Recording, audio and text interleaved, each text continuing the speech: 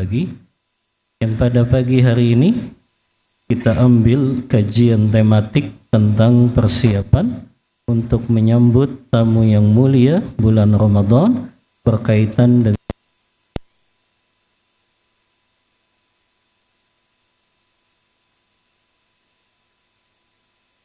menyindir orang-orang munafik, karena mereka itu zahirnya seolah-olah mereka ingin melakukan amal soleh, tapi mereka nggak punya persiapan. Allah abadikan itu dalam surah At-Taubah ayat 46. Kata Allah Ta'ala, walau aradul khuruja la'addu lahu uddah. Ini Allah sindir nih orang-orang munafik. Kata Allah, jika mereka benar-benar mau berangkat berjihad di jalan Allah, pasti mereka memiliki persiapan. Jadi Allah sindir orang munafik, lisannya, zahirnya pengen melakukan ibadah jihad, tapi nggak punya persiapan. Nah ini sama ya dengan kondisi kaum muslimin yang mereka lisannya mengatakan rindu dengan Ramadan. Kalau Ramadan mau datang ucapannya apa? Marhaban ya Ramadan, tapi nggak punya persiapan. Ini Allah sindir nih orang munafik, mereka mau seolah-olah mau melakukan ibadah padahal mereka nggak punya persiapan. Maka serius atau tidaknya kita betul-betul mau maksimal ibadah di bulan Ramadan, maka bergantung kepada persiapan kita. Karena sebab utama kegagalan kita di Ramadan sebelumnya nggak bisa ibadah maksimal karena persiapan kita kurang maksimal. Kalau mau Ramadan yang sudah dipikirin biasanya Lebaran. Kalau mau Ramadan mungkin banyak ibu-ibu yang mikirinnya gimana ini open house Lebaran nanti. Akhirnya rumahnya yang repot. Rumahnya dicat lagi, ya. Rumahnya dihias lagi. Itu kan yang dipikirin kalau mau Ramadan. Jadi bukan memikirkan bagaimana persiapan kita supaya bisa maksimal di bulan Ramadan. Nah ini sebagai muqaddimah saja Bapak Ibu. Jangan sampai sindiran kepada orang-orang munafik ini ada di dalam hati dan jiwa kita juga. Yang kita seolah-olah mendambakan Ramadan, pengen ketemu Ramadan, tapi nggak punya persiapan untuk berjumpa dengan Ramadan. Ya, sama kan? Seperti orang munafik kata Allah, walau aradul khuruja la'addu lahu uddah. La'addu lahum uddah. Kata Allah, kalau seandainya mereka betul-betul ingin berjihad bersama Rasulullah, pasti mereka akan memiliki persiapan. Tapi nyatanya orang-orang munafik nggak pernah mempersiapkan diri untuk berjihad di jalan Allah. Ya. Insya Allah kita bahas berkaitan dengan fikih Ramadan, diambil dari kitab Al-Fiqhu Al-Muyassar. Yang pertama, subutu dukhuli syahri Ramadan wan qida'uhu. Kapan kita mulai melaksanakan puasa Ramadan dan kapan berakhirnya? Para ulama sepakat metode menetapkan awal Ramadan dan juga akhir Ramadan hanya dengan dua metode saja. Yasbutu dukhulu syahri Ramadan. Yang pertama, Ramadan atau awal Ramadan itu ditetapkan. Yang pertama dengan metode melihat hilal bulan Ramadan. Dalilnya banyak sekali, Anda sebutkan dua saja. Yang pertama dari Al-Quranul Karim, faman syahida minkumus syahra falyasum. siapa yang menyaksikan di antara kalian hilal bulan Ramadan, maka berpuasalah. Surah Al-Baqarah 185. Dalil yang kedua, hadis Rasulullah SAW, riwayat muttafaqun alaih. Rasulullah bersabda, "Idza ra'aitumuhu fasumu wa idza ra'aitumuhu fa'aftiru." Kata Rasulullah, apabila kalian melihat hilal bulan Ramadan, maka berpuasalah. Dan apabila kalian melihat hilal bulan Syawal, maka berbukalah, maknanya tidak berpuasa lagi. Dan para ulama menyebutkan, cukup kesaksian seseorang melihat hilal Ramadan, cukup satu orang muslim yang adil saja. Satu orang muslim yang adil. Karena disebutkan di sini hadis dari Abdullah bin Umar. Beliau mengatakan, "Tara'an nasu al-hilal." Manusia-manusia di kota Madinah di akhir Sya'ban, mereka mencari hilal Ramadan. Fara'aitul hilal. Ternyata aku melihat hilal Ramadan itu. Fa akhbartun Nabiyya sallallahu alaihi wasallam bi ru'yati hilali Ramadan fasamahu wa amaran nasu bisiyamih. Lalu aku laporkan kepada Rasulullah bahwa aku melihat hilal Ramadan dan Rasulullah berpuasa dan beliau memerintahkan sahabat untuk berpuasa. Hadis riwayat Abu Daud dan Imam Al-Hakim, disahihkan oleh Syekh Albani. Jadi melihat hilal Ramadan cukup kesaksian seorang muslim yang adil. Yang kedua, metode yang digunakan kalau hilal Ramadan tidak terlihat, yaitu dengan metode menggenapkan bulan Sya'ban menjadi 30 hari. Dalilnya hadis Rasulullah SAW yang diriwayatkan oleh muttafaqun alaih juga. Rasulullah bersabda, "Sumu li ru'yatihi wa aftiru li ru'yatihi fa in ghumma alaikum fa akmilu iddata Sya'ban 30 yauman." Kata Rasulullah, berpuasalah karena melihat hilal, berbukalah karena melihat hilal. Apabila hilal terhalangi karena cuaca mendung tidak terlihat, maka genapkanlah bilangan Sya'ban menjadi 30 hari. Maka dua metode ini saja yang disepakati oleh para ulama. Adapun metode hisab itu tidak bisa untuk menetapkan awal Ramadan dan akhir Ramadan, tapi bisa digunakan untuk memprediksi saja. Maka metode hisab nggak bisa digunakan untuk menetapkan atau awal Ramadan atau akhir Ramadan, tapi hanya bisa digunakan untuk memprediksi saja. Ya, apa bedanya metode ru'yatul hilal dengan metode hisab? Kalau metode hisab yang dijadikan parameter itu wujudul hilal saja, hilal itu ada walaupun nggak terlihat. Tapi kalau metode ru'yah enggak, hilal itu harus terlihat. Nah, ini yang akhirnya selalu berbeda Bapak Ibu, karena metodenya berbeda. Kalau hisab parameternya cuma menganggap hilal itu ada, ya udah walaupun nggak kelihatan. Tapi kalau metode ru'yah harus dipastikan hilal itu bisa terlihat. Ya. Maka ini cara kita menetapkan awal Ramadan. Tapi alhamdulillah pemerintah kita menetapkan metode ru'yah. Berarti gampang, tinggal kita tunggu saja keputusan pemerintah tentang awal Ramadan dan juga akhir Ramadan. Ya. Karena Rasulullah bersabda dalam hadis riwayat Abu Daud, "Saumukum yauma tasumun wa fitrukum yauma tuftirun."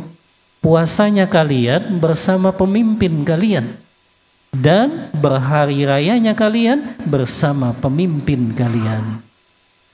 Maka kalau kita menetapkan awal Ramadan, akhir Ramadan, pastikan mengikuti keputusan yang ditetapkan oleh pemerintah.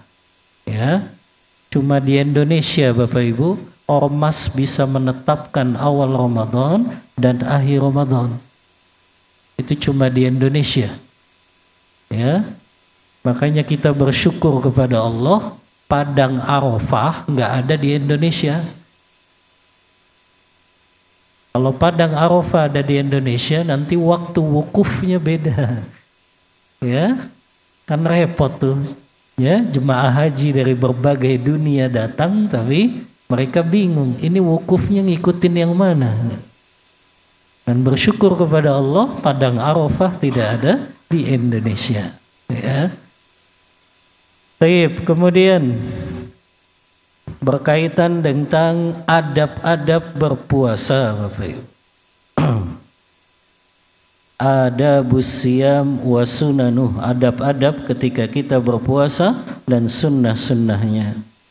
Yang pertama, as-sahur, senantiasa melaksanakan sahur. Liqaulihi sallallahu alaihi wasallam, berdasarkan sabda Rasulullah, tasahharu fa inna fis sahuri barakah.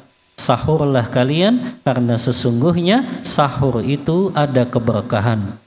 Bahkan Rasulullah menyebutkan untuk menyelisihi orang-orang kafir, maka disyariatkan ada sahurnya ketika kita berpuasa. Dalam hadis riwayat Muslim, Rasulullah bersabda, faslun ma baina siyamina wa siyami ahlil kitab aklatus sahur. Yang jadi pembeda puasanya kita dengan puasanya ahlul kitab adalah makan sahurnya. Jadi Yahudi dan Nasrani puasa, tapi mereka nggak makan sahur. Dan ini prinsipnya Ahlus Sunnah wal Jamaah, menyelisihi orang-orang kafir. Maka sahur ini bukan sekedar kuat atau tidak Bapak Ibu, bukan itu. Sahur itu memang dalam rangka kita cari keberkahan. Yang kedua apa? Menyelisihi orang-orang Yahudi dan Nasrani. Itu fungsinya sahur. Bukan mengatakan, saya nggak sahur juga kuat kok. Bukan sekedar itu. Sahur itu tadi untuk kita cari keberkahan di dalamnya. Dan yang kedua, untuk kita menyelisihi orang-orang Yahudi dan Nasrani. Kemudian sebaik-baik sahur adalah diakhirkan. Rasulullah SAW menyebutkan dari sahabat Zaid bin Thabit. Ini testimoninya Zaid bin Thabit. Beliau berkata, tasahharna ma'a Rasulillah sallallahu alaihi wasallam thumma qumna ila shalah. Kami pernah sahur bersama Rasulullah, kemudian kami mendirikan salat subuh. Qultu, kata Anas bin Malik yang meriwayatkan hadis ini, aku bertanya kepada Zaid bin Thabit yang pernah sahur bareng Rasulullah, kam kana qadran ma bainahuma, berapa jaraknya sahurnya Rasulullah dengan azan salat subuh? Apa jawabannya Zaid bin Thabit? Beliau mengatakan qadra khamsina ayah. Jaraknya hanya sekitar bacaan Al-Quran 50 ayat. 50 ayat kata ulama tidak terlalu cepat, tidak terlalu lambat. Berapa menit? Berapa menit?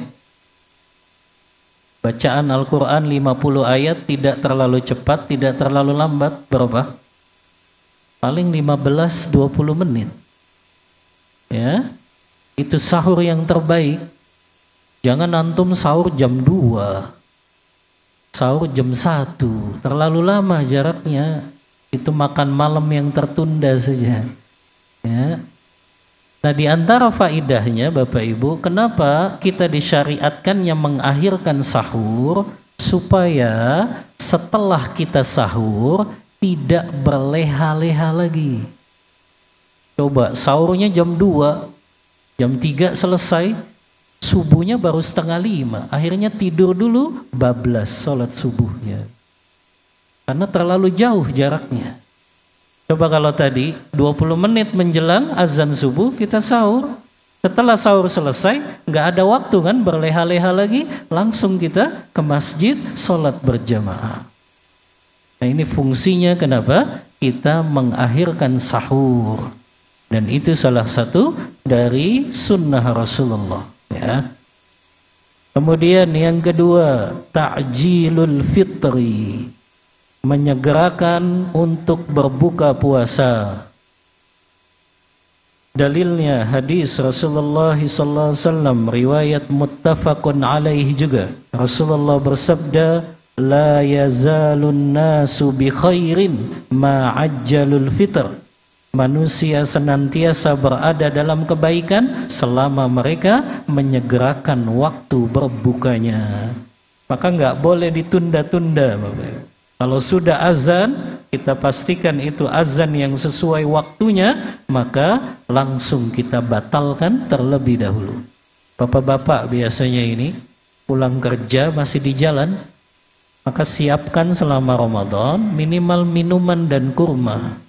Kalaupun di jalan kita azan, ya menepi dulu untuk minimal batalkan terlebih dahulu puasa kita. Karena ini sunnah Rasulullah yang di situ kata Rasulullah kita senantiasa mendapat kebaikan selama kita menyegerakan berbuka puasa. Yang ketiga, ad-du'a'u indal fitri wa asna'is siyami. Memperbanyak doa ketika kita puasa dan juga ketika kita berbuka puasa. Rasulullah bersabda dalam hadis riwayat Tirmidzi dan Baihaqi. Hadis ini dihasankan oleh Syekh Albani. Kata Rasulullah, "Thalathatun la turaddu da'watuhum." Ada 3 golongan yang Allah enggak akan tolak doa mereka. Yang pertama, imamun adil, pemimpin yang adil. Yang kedua, dakwatil mazlum, doanya orang yang terzalimi. Yang ketiga, dakwatus shaim hatta yuftira, doanya orang yang berpuasa sampai dia berbuka. Maka ini adab ketika kita berpuasa, banyak-banyak berdoa kepada Allah. Yang keempat, al-ijtihadu fi sholatil laili. Bersungguh-sungguh menjaga salat malam kita di bulan Ramadan. Rasulullah bersabda dalam hadis riwayat Ibnu Majah, "Man qama ma'al imam fi lailati Ramadan hatta yansarifa kutiba lahu qiyamul lailah." Siapa yang salat malam di bulan Ramadan bersama imam sampai imam selesai, maka dituliskan pahala untuknya, mendapat pahala orang yang sholat semalam suntuk. Ini Bapak Ibu, sholat bersama imam di malam Ramadan. Ummahat, mana yang lebih afdal? Ummahat sholatnya di masjid atau di rumah? Di rumah. Afdal di rumah kalau bisa berjamaah ummahat. Kalau ummahat nggak bisa berjamaah di rumah, maka lebih afdal di masjid. Karena kekhususan salat malam Ramadan yang lebih utama dilaksanakan secara berjamaah. Karena ini hadisnya. Siapa yang salat bersama imam di malam Ramadan sampai imam selesai, ingat ya, sampai imam selesai, maka dituliskan untuknya pahala orang yang sholat semalam suntuk. Maka kalau ummahat punya anak bisa diajak berjamaah. Jadi sebaik-baik sholat malam di bulan Ramadan itu dilakukan secara berjamaah bersama imam sampai imam selesai. Ya. Baik, kemudian yang kelima, di antara ibadah yang juga kita maksimalkan di Ramadan, al-iktsaru min tilawatil Qur'an. Memperbanyak membaca Al-Qur'anul Karim. Abdullah ibn Abbas meriwayatkan dalam hadis riwayat Bukhari dan Muslim, kana Rasulullah sallallahu alaihi wasallam ajwadun nas. Rasulullah itu orang yang paling dermawan. Wa kana ajwadu ma yakunu fi Ramadan. Beliau lebih dermawan lagi ketika di bulan Ramadan, hina yalqahu Jibril. Ketika Jibril setiap malam beliau mendatangi Rasulullah dan Rasulullah talaki Al-Quran bersama malaikat Jibril. Dan itu setiap malam di bulan Ramadan. Fayudarisuhul Quran. Jadi Rasulullah baca Al-Quran, Jibril menyimak. Dan itu dilakukan setiap malam di bulan Ramadan. Makanya bacaan Al-Quran yang paling afdol, Bapak Ibu, itu di malam hari. Bacaan Al-Quran yang paling afdal itu di malam hari. Ya, makanya ada hadis khusus juga yang diriwayatkan oleh Imam Ad-Darimi dalam kitab Sunannya.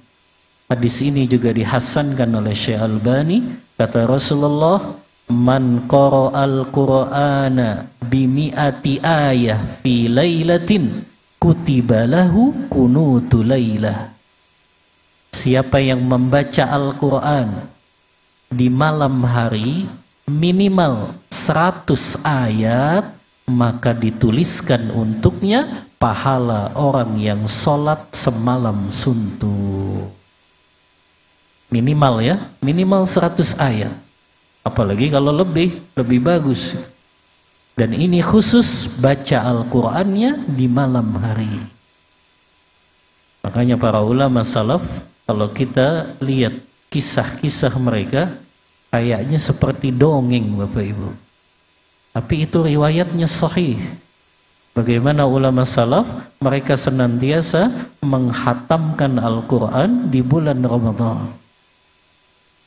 Imam Nawawi itu dalam kitabnya At-Tibyan fi adabi hamalatil Quran itu mengisahkan banyak para ulama salaf yang mereka menghatamkan Al-Qur'annya itu menakjubkan. Ada yang 1 hari 1 kali hatam, ada yang 1 hari 2 kali hatam, bahkan ada yang 1 hari 4 kali hatam. Pagi sampai sore 2 kali, malamnya 2 kali hatam. Itu kan kisah-kisah ya, rasanya menggetarkan jiwa kita. Kok mereka begitu nikmat dan lezat berinteraksi dengan Al-Quran. Bayangin 4 kali hatam 1 hari. Ya. Bahkan Utsman bin Affan radhiyallahu an diriwayatkan beliau pernah menghatamkan Al-Quran di bulan Ramadan dalam 1 kali sholatnya. Sholat sunnah ya, 2 rakaat saja. Beliau khatam Al-Quran. Dan jangan katakan sahabat itu nganggur, gak punya kerjaan. Utsman bin Affan itu pedagang besar, pebisnis sukses.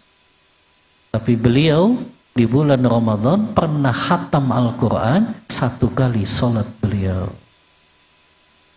Kan begitu nikmat rasanya mereka berkomunikasi dengan Al-Quran.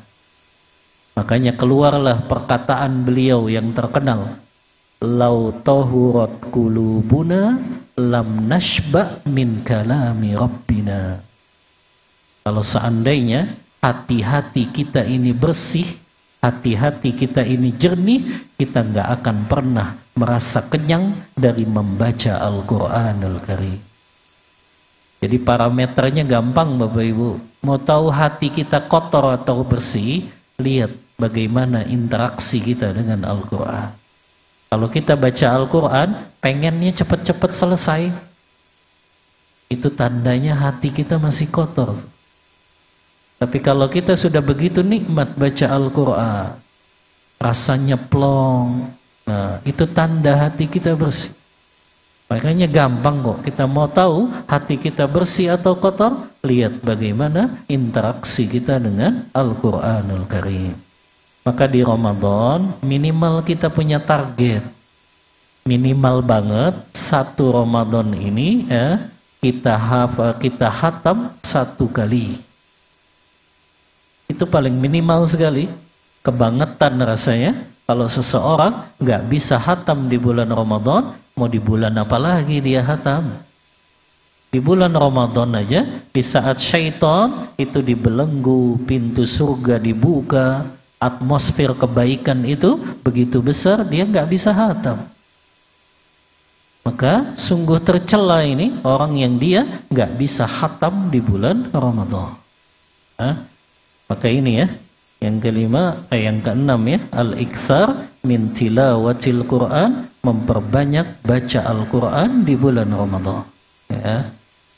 Yang ketujuh, al-iktsaru min iftaris shaimin, memperbanyak untuk memberikan iftar, makanan atau minuman berbuka kepada orang-orang yang berpuasa. Ini juga keutamaannya besar. Rasulullah bersabda, man fattara shaiman kana lahu ajra siyamihi. Siapa yang memberikan makan atau minum berbuka puasa kepada orang yang berpuasa, maka dia mendapat pahala dari puasa orang tersebut. Bayangin ikhwah, kita nyumbang 1 dus aqua gelas aja. Isinya berapa aqua gelas? 48. Satu malam itu buka puasa habis 1 dus, kita dapat 48 pahala orang yang berpuasa. Kan sederhana. Kita sumbangin kurma untuk mereka iftar. Berapa banyak itu dari mereka yang iftar dengan kurma tersebut, mereka dapat pahala puasa orang yang berbuka tersebut. Jadi banyak sekali ini kebaikan-kebaikan yang bisa kita lakukan di Ramadan, di antaranya memberi makan dan minum orang yang berpuasa. Nah, ini pahalanya besar, kita dapat pahala puasa orang itu. Apalagi kita tahu orang itu maksimal puasanya. Antum sumbangin ke pesantren, antum sumbangin ke rumah-rumah tahfiz, yang mereka kan kalau puasa ya interaksinya dengan Al-Quran terus. Kita dapat pahala puasa mereka. Ya, subhanallah, ini kesempatan itu. Ya, kita ini kan kalau urusan akhirat suka hitung-hitungan. Giliran urusan dunia nggak hitung-hitungan. Ya, kalau pengen mobil pengennya yang paling bagus. Kalau pengen beli HP pengennya iPhone. Kalau pengen laptop pengennya MacBook. Kan begitu kalau urusan dunia. Giliran akhirat kok kita hitung-hitungan gitu. Ini Ramadan, ya. Kita usahakan tiap hari kita beri makan orang yang berpuasa dan kita dapat pahala puasa mereka. Ya. Nah, ini diantara sunnah ketika kita berpuasa.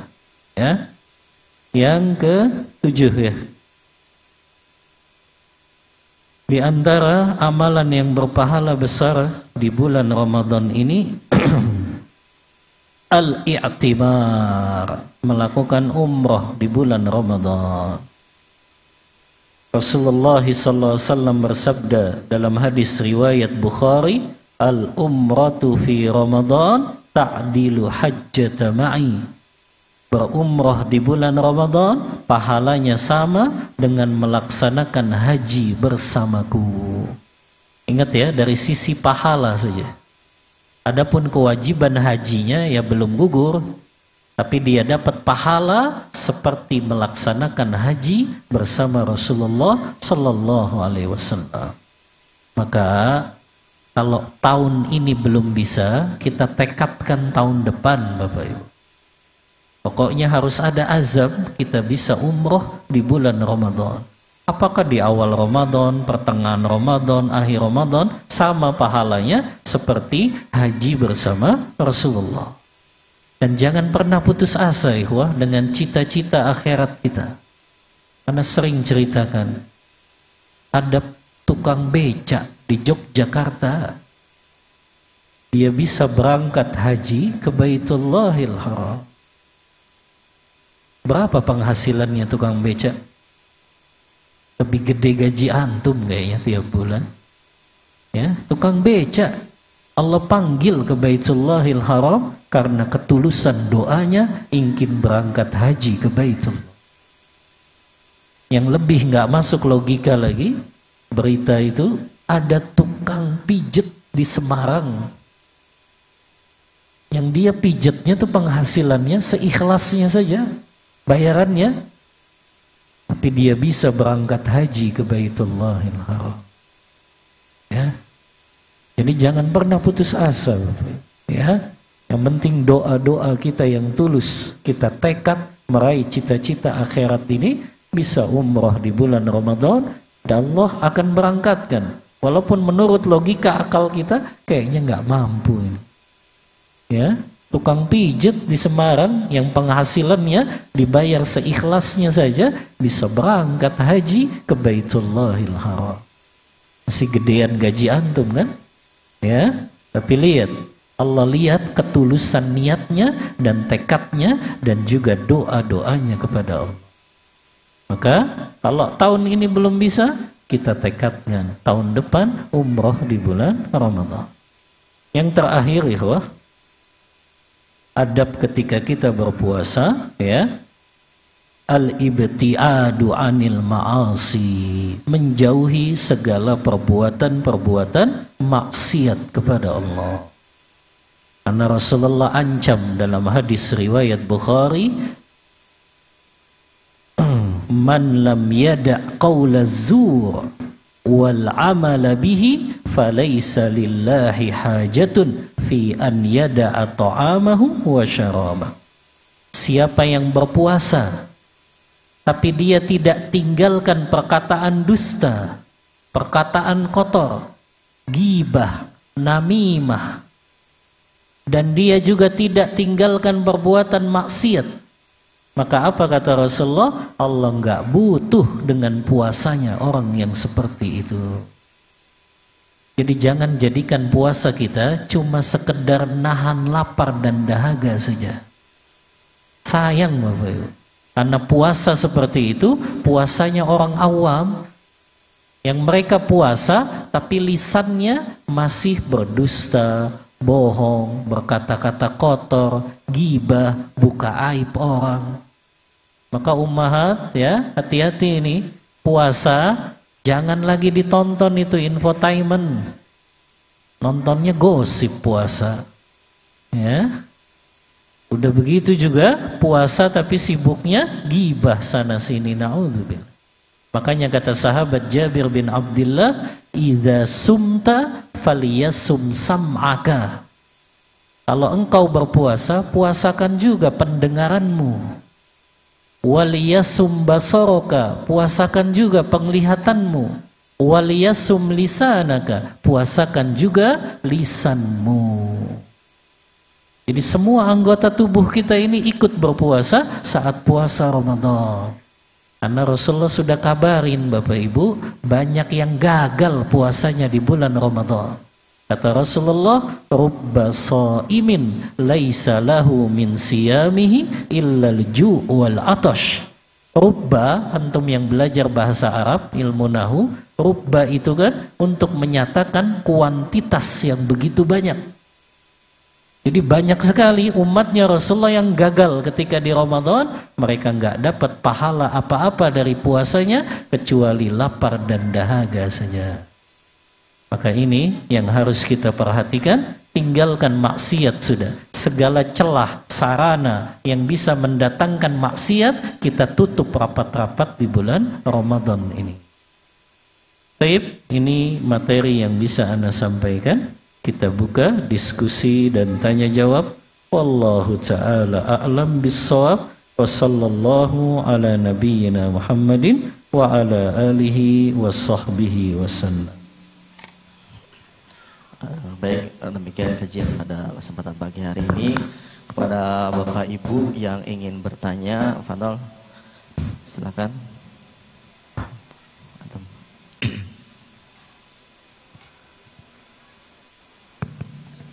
Bismillah. Assalamualaikum warahmatullahi wabarakatuh. Waalaikumsalam. Terkait dengan tadi adab di dalam bulan Ramadan, salah satunya adalah memperbanyak memberikan iftar untuk orang-orang yang berpuasa. Biasanya di masjid-masjid diumumkan gitu ya, diumumkan bagi warga yang akan memberikan iftar, dipersilahkan untuk memberikan di masjid.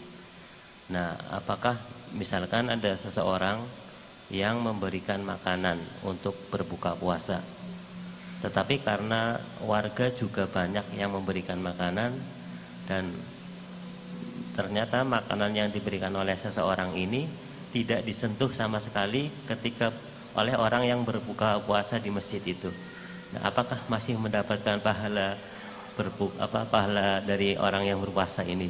Selama 1 bulan nggak disentuh? Misalkan 1 hari, 1 hari makanannya dipasang, dimakan. Ini nggak dimakan sama sekali karena mungkin tertarik dengan es dan sebagainya. Seperti itu. Apakah orang tadi yang memberikan niat dengan niat supaya dimakan makanan untuk berbuka masih mendapatkan pahala, sedangkan makanannya nggak dimakan oleh yang ada di masjid? Jazakallah. Iya, jazakallah khair. Pertanyaan yang bermanfaat ya. Berkaitan dengan memberikan iftar ya. Memang yang lebih baik kita bisa pastikan bahwa iftar yang kita berikan itu akan dimakan oleh orang yang berpuasa itu. Jadi memang harus kita siasati. Kita cari tempat-tempat yang mungkin di situ masih jarang untuk memberi makan iftar. Apakah itu seperti ke fakir-fakir miskin, anak-anak yatim, atau mungkin ke pesantren-pesantren. Ya, kalau memang sekiranya di masjid itu sudah cukup banyak, maka berarti kita alihkan saja ke masjid atau ke tempat-tempat yang di situ memang masih membutuhkan iftar. Tapi kalaupun tadi qadarullah dia sudah nyumbang iftar, ternyata itu enggak disentuh oleh orang yang berpuasa, insya Allah tetap dia dapat pahalanya berdasarkan apa yang dia niatkan. Bagaimana hadis riwayat Bukhari tentang orang yang dia niat untuk bangun sholat tahajud kan? Sebelum tidur dia sudah niat, ya. Ternyata qadarullah dia bangun-bangun udah subuh, nggak sempat sholat tahajud. Tapi apa kata Rasulullah? Dia dapat pahala orang yang melaksanakan sholat tahajud tersebut. Begitu juga orang yang dia sudah niat memberi iftar, kemudian qadarullah nggak disentuh, tetap dia dapat pahala dari apa yang telah dia sumbangkan. Wallahu ta'ala a'lam bissawab. Baik, berikutnya ada titipan pertanyaan Ustaz dari Ikhwan di Purwokerto. Assalamualaikum warahmatullahi wabarakatuh. Ustaz izin bertanya, masjid di sekitar rumah saya ketika sholat tarawih ngebut terburu-buru dan bacaannya surat pendek yang diulang-ulang karena mengejar jumlah 23 rakaat dan kondisinya berisik karena banyak anak-anak yang bercanda. Bagaimana Ustaz? Apakah lebih baik tetap di masjid tapi hati gelisah tidak khusyuk, atau boleh di rumah sholat tarawih bersama istri? Jazakallahu khair. Ini Ikhwan yang nanya. Baik. Jazakallahu khairan. Pertanyaan yang bermanfaat. Yang pertama, kalau memang ternyata ya di masjid tersebut sholatnya ngebut, tidak ada tumak ninahnya, kan bisa cari masjid yang memang di situ lebih tertib sholatnya. Jadi jangan langsung pilihannya rumah, ya. Kan ada masjid lain, ya, yang mungkin dia 23 rakaat juga, tapi dia tenang bacaannya. Kalau memang dia pengennya 23, ya silakan, karena memang jumlah rakaat sholat malam itu tidak ada batasannya. Mau dia 11 kah, mau dia 23 kah, mau dia 50 rakaat kah, boleh. Ya. Hanya saja tadi pastikan ada tumak ninahnya. Karena tumak ninah itu bagian dari rukun sholat. Kalau pastikan tumak ninahnya. Kalau tumak ninah itu ada, silakan sholat. Kalau memang dia niatnya pengen 23 rakaat, maka sudah sampai imam selesai. Karena sering sampaikan ini, kalau antum mau sholatnya 11, cari masjid yang sholatnya 11. Jangan antum paksain. Antum pengen sholat 11, tapi ternyata di masjid yang 23. Akhirnya di tengah sholat antum keluar, antum gak dapat tadi pahala sholat semalam suntuk. Karena syaratnya harus sholat bersama imam sampai imam selesai. Ya, maka dia cari masjid lain, bukan langsung ke rumah pilihannya. Masjid di Indonesia alhamdulillah banyak kok, ya. Jadi tinggal cari saja masjid yang dia bacaan imamnya tidak terburu-buru, ada tumak ninahnya, dan dia ikut bersama imam sampai imam selesai.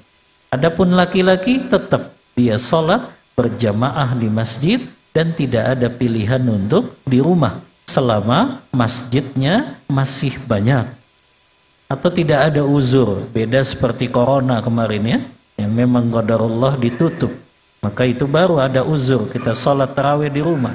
Tapi kalau nggak ada uzur, maka tetap yang lebih afdal bagi laki-laki dia sholatnya di masjid. Wallahu ta'ala a'lam bissawab. Baik, berikutnya mungkin dari para jamaah yang ingin bertanya, silakan.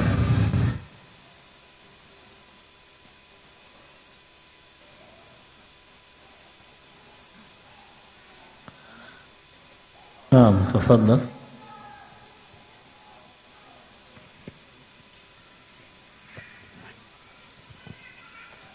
Terkait tadi Ustadz masalah mengkhatamkan Al-Quran di bulan Ramadan, yang bahwasanya para salaf zaman dulu itu mengkhatamkannya lebih dari ada yang semalam 1 kali, 2 kali, 3 kali, 4 kali Ustadz.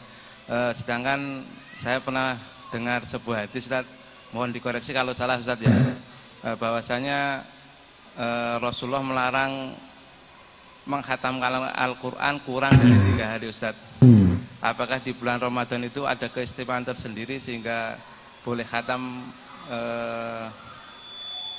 kurang dari 3 hari?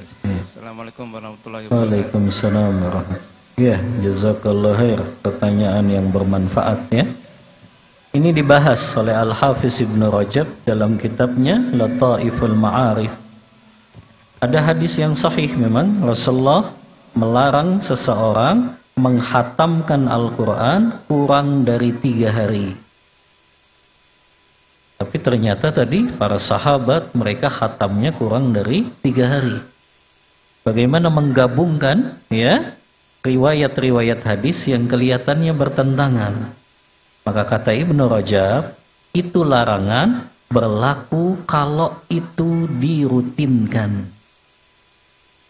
Ya, kalau itu dirutinkan. Adapun para salafus soleh, mereka kalau masuk Ramadan itu baru mereka begitu intens. Nah itu cara yang pertama. Kalau dia selalu rutin, ya, kalau dia hatamkan kurang dari 3 hari, itu perkara yang dimakruhkan. Larangannya di sini masuknya makruh sih. Adapun yang kedua, kemungkinannya kata Ibnu Rajab, kalau dia bacanya hanya sekedar baca tanpa mentadabburi, itu yang dilarang. Karena kalau dia bacanya hatamnya kurang dari 3 hari, biasanya itu tanpa ditadabburi. Kecuali salafus soleh yang memang mereka sudah hafal Al-Quran. Makanya mereka hatam cepat itu gimana? Karena mereka baca juga ketika sholat-sholat sunnah. Kalau kita kan enggak, bacanya di luar sholat saja. Ya, kalau salafus soleh kenapa mereka begitu cepat hatamnya? Karena mereka baca juga saat sholat-sholat sunnah. Sholat sunnah ya, jangan sholat wajib antum jadi imam ya. Bacanya 1 rakaat setengah juz, ya. makmum di belakang bubar nanti. Ya. Maka sholat sunnah mereka perbanyak itu baca Al-Quran. Dan sebaik-baik bacaan Al-Quran itu di dalam sholat. Makanya usahakan kalau kita bangun qiyamul lail lagi di pertengahan malam, kita usahakan kita memperbanyak baca Al-Quran dalam sholat-sholat tahajud kita. Ya. Nah ini yang dimaksud, tidak boleh khatam Al-Quran kurang dari 3 hari. Adapun di waktu khusus Ramadan, kata Ibnu Rajab, maka itu diperbolehkan. Karena di dalam Ramadan mengandung keutamaan tadi. Rasulullah setiap malam beliau pun talaki kepada malaikat Jibril untuk menghatamkan Al-Quran. Maka ada kekhususan ini ketika beliau membahas tentang hadis ini. Jadi larangan ini tidak bersifat mutlak ya. Kecuali tadi ya, dia rutinkan atau tadi dia bacanya tanpa dengan mentadabburi. Makanya kata Syekh Sulaiman Ar-Ruhaili, hafizahullah, mana yang lebih utama? Kita baca Al-Quran sekedar baca saja, tapi bisa cepat khatam, atau kita tadabburi Al-Quran, tapi khatamnya nggak terlalu banyak. Kata beliau ini, kita sebagusnya menggabungkan keduanya. Bagaimana caranya? Kita buat 2 sesi. 1 sesi cukup kita baca saja. Nanti ada sesi 1 lagi yang itu khusus kita memahami tafsirnya, memahami maknanya. Jadi menggabungkan keduanya. Ada 1 sesi cukup kita baca Al-Qur'annya saja, ya. Ada 1 sesi kita sambil memahami, mentadabburi dan memahami tafsir-tafsirnya. Ya. Nah itu yang lebih bagus. Ramadan kan banyak waktunya. Nggak ada sarapan pagi, nggak ada makan siang kan? Berarti kita tinggal bagi saja sesi kapan kita baca, sesi kapan kita memahami makna Al-Quran. Wallahu ta'ala a'lam bissawab. Baik,